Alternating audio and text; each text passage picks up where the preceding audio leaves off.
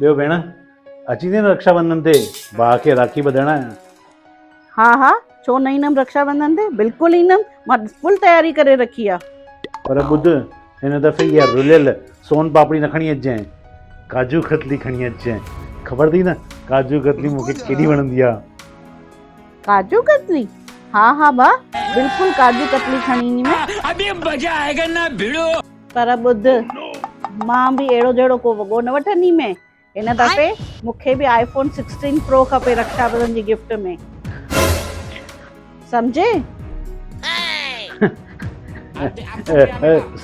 सीमा ॿुध तूं न सोन पापड़ी खणी अचिजांइ। सोन पापड़ी खणी अचिजांइ।